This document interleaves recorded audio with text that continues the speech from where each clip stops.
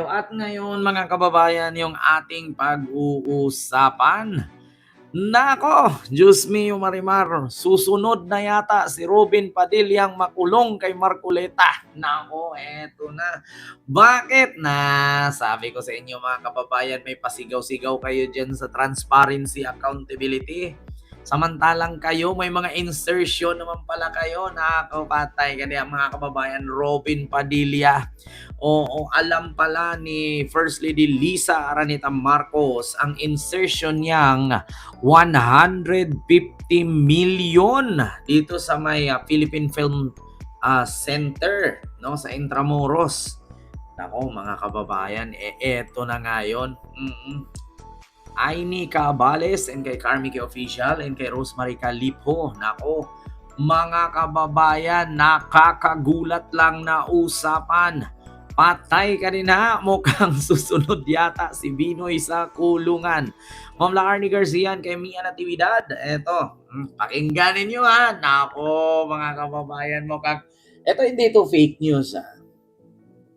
Nako, patay ka din ha, na eto na mga kababayan. Pakinggan natin ha, Boy Abunda interview ito.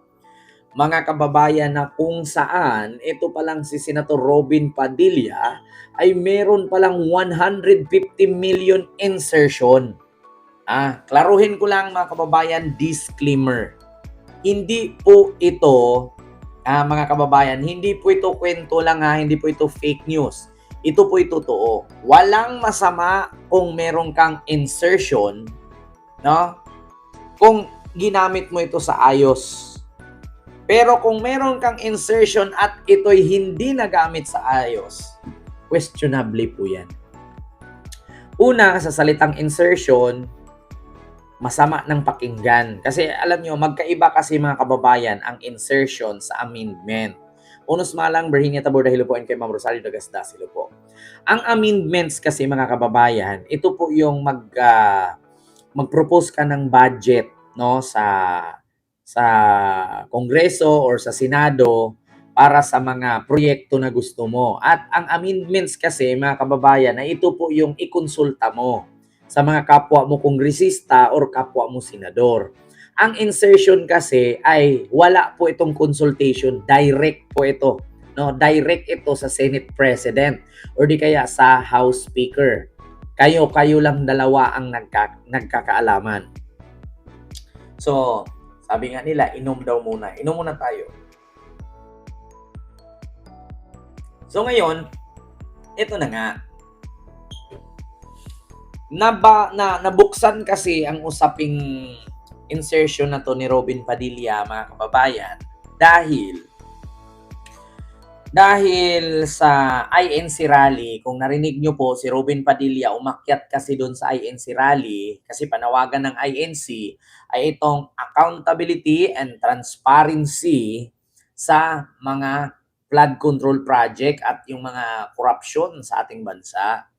So sila po ay nananawagan at kung makalimutan nyo po, si Robin po ay umakyat sa entablado at pinuri si Marcoleta. So ngunit mga kababayan, sa kasawiang palad, si Robin pala ay may insertion na nagkakahalagang 150 million pesos na ipinagawang Philippine Film, anong tawag ito? Basta Philippine Film sa may Intramuros, no, para ito sa mga mga kababayan, sa mga artista. Ito po ay sa mga sining, no, sa mga artista, sa mga So, ito mga kababayan, pinunduhan ng 150 million, ngunit napagawa naman. Ang problema lang, hindi natapos at nawala ang pondo. Nako, ito po mga kababayan. Kabilang sa mga proyekto ng mga Diskaya who are involved in the flood control mess ay ang controversial project with FDCP, ang Philippine Film Heritage Building sa Intramuros, na ayon sa aming mga nabasa ay may budget na a little less than 200 million. Ang nais naming malaman, ano bang estado nito ngayon? Joel, may rally ngayon sa EDSA, ang Iglesia ni Christian Support for Senator Marcoleta. Impeachment will be starting July 6, yung darating na Lunes. Nakawan sa gobyerno. Gaano ka tindi ang pag-ulo ng iyong aktivistang dugo? Ang mga kasagutan sa pagbabalik po ng Fast Talk with Boy Abunda. Boy Abunda yan. Kami nagbabalik po dito sa Fast Talk with Boy Abunda. Kasama po natin ang dalawa sa pinakarespetadong direktor sa Pilipinas. Joel and Joey. But let's do Fast Talk. Start with you, Joey. Joey, magsulat, magdirect. Magsulat. Magsulat, magturo. Magturo. Rom-com, drama. Rom-com. Jimin or Jungkook? Jungkook.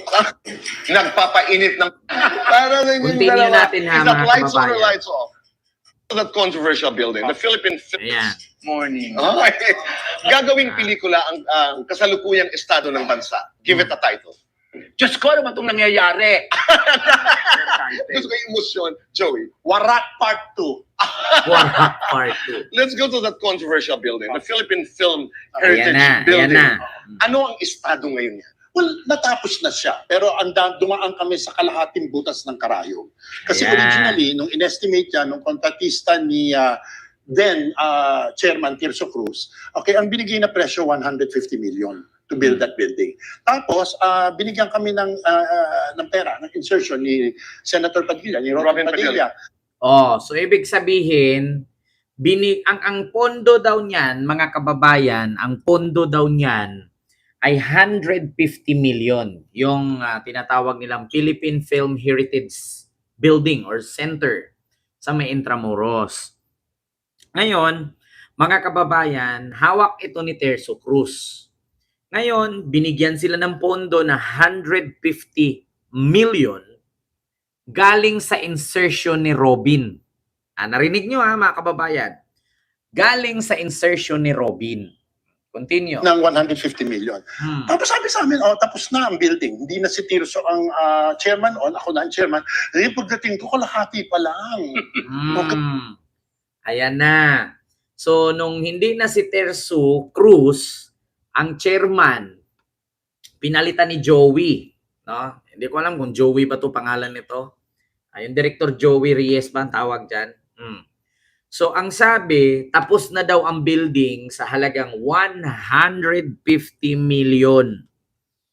Ngunit, mga kababayan, pagdating daw ni Direk Joey Reyes doon sa naturang building, nagulat daw siya, sabi niya, Warak Part 2. Wala daw na, hindi daw natapos, mga kababayan. Ako, patay ka rin na. Hindi daw natapos.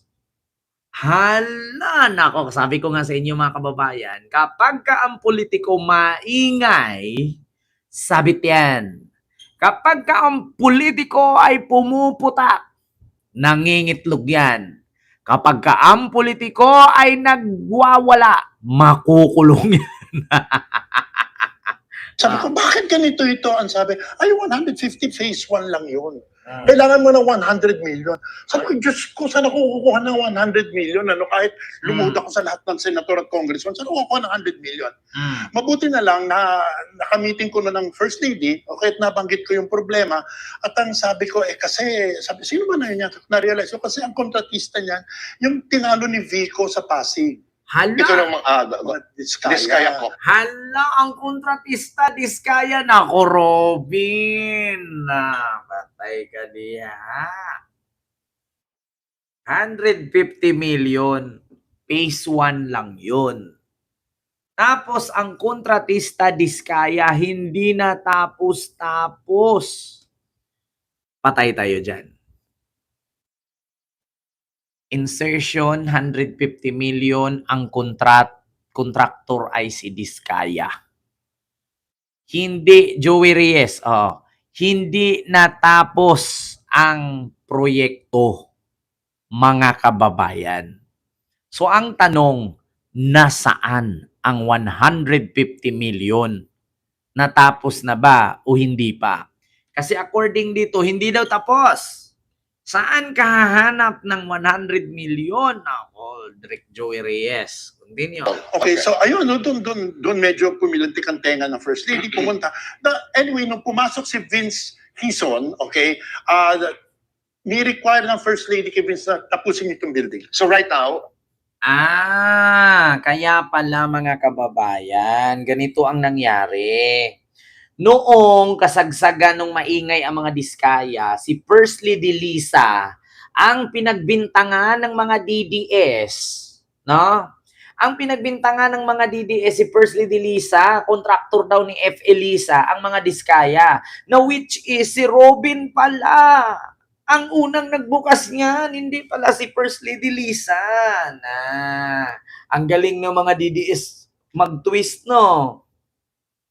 Ang galing ng mga DDS magbaliktad ng balita. Ngayon ko napagtanto na ang akala ko mga kababayan yung proyekto na yan ay kay First Lady Lisa. Hindi pala. Proyekto pala yan ni Robin na hindi natapos, itinuloy ni F. Elisa sa pamamagitan ni Vince Dizon. Hindi pala yan kay F. Elisa. Pinakontinue lang ni F. Elisa kasi hindi natapos. Kasi nga ang kontraktor pala niyan ay ang mga diskaya. Nako, eto na nga. Patay ka diha. Pero ang ipinarating ng mga DDS, si F. Elisa daw. Ang katunayan, hindi pala kay Lisa yan. Nasilip lang ni Lisa, nabisto lang ni Lisa. Na mga kababayan, nasilip lang pala ni Lisa yan. So, nag-umpisa pala talaga kay Robin. Patay ka din ha. Ala. Noong nalaman ni F. Elisa ang naturang project na hindi tapos, pinatawag niya si Vince Dizon, yung kasalukuyang sekretary ng DPWH ngayon, na tapusin. So, saan napunta? Bakit hindi natapos? Nung ichinik nga ni F. Elisa yan, marami daw palpak eh. Tapos nung nakarating sa balita sa social media, ang sabi, si F. Elisa daw, kontraktor ang mga diskaya. Ending, hindi pala si F. Elisa ang nag-umpisa niyan. Kung di galing sa insertion ni Robin na ang kontraktor ay ang mga diskaya. Sinalo ni F. Elisa kasi palpak ang pagkagawa. Ayan na. O ngayon, ito na mga kababayan. Ang pinakalat na mga DDS, proyekto daw ni F. Elisa yan. Ending, hindi pala kay Lisa yan. Kay Robin pala. Si Robin pala ang nag-open yan. At siguro sa 150 million, mga diskaya ang nakakuha sa bidding na yan. Ending, hindi tinapos ng mga diskaya, palpak, pinatapos ni Lisa. Ngayon, nung natapos ni Lisa, pinagbintangan si Lisa na. Diba? Patay ka din na. Ayan na, mga kababayan. Oo. Ito sinabi mismo ni Direk Joey Reyes. Ito, mga kababayan. Continue. tapos ang estado. Ay, tapos na. That's good news. Kailangan mo ng 100 million. Sabi ko, Diyos ko, saan ako kukuha ng 100 million? Kahit lumuhod ako sa lahat ng senator at congressman, saan ako kukuha ng 100 million? Mabuti na lang na nakamiting ko na ng First Lady, okay, at nabanggit ko yung problema. At ang sabi ko, sino ba na yun yan? Na-realize ko, kasi ang kontratista niyan, yung tinalo ni Vico sa Pasig. Ito ng Diskaya couple. Okay, so ayun, doon medyo pumilantik ang tenga ng First Lady, pumunta. Anyway, nung pumasok si Vince Hison, okay, ni-require ng First Lady kay Vince na tapusin itong building. So right now, tapos ang estado. Ay, tapos na. That's good news. Joel, itong mga nangyayari sa ating bayan, impeachment starting. Ngayon, alam nyo na, si First Lady na ang sumalo, si First Lady na naghanap ng paraan, si First Lady pa ngayon tuloy ang nagmukhang kawatan. Eto na nga. Paano yan ngayon? mga DDS. Si First Lady na nga nagpatuloy sa palpak na gawa ni Robin. Sa palpak na kontrata ng mga diskaya. Ma'am Nini TV Vlog, hello po. So, ngayon, ang nangyari sa ipinarating ng mga DDS, si First Lady Lisa daw, mga kababayan, ang nasa likod ng contractor na si Diskaya. Ma'am Jenny, mega love shoutout po. Ngayon, alam nyo na, mga kababayan, nalilinlang tayo noon. Akala natin, kahit ako, sabi ko talaga, naku, sabit si F. Elisa dito. Naku, si F. Elisa pala ang, tawag dito, si F. Elisa pala ang may hawak nitong heritage, ano ba to? Film Heritage Building sa may Intramuros. Kasi may project kasi yan, mga kababayan, si F. Elisa. Diyan sa may, yung Pasig Esplanade ba yan? Or Esplanade ba ang tawag dyan? Yung mga ginawa niya ngayong parkingan, tapos may mga kainan. Oo, yung mga, naalala nyo yung, Ma, anong ulam? Si Nining B, di ba nandoon na? Tapos yung baga ng mama mo.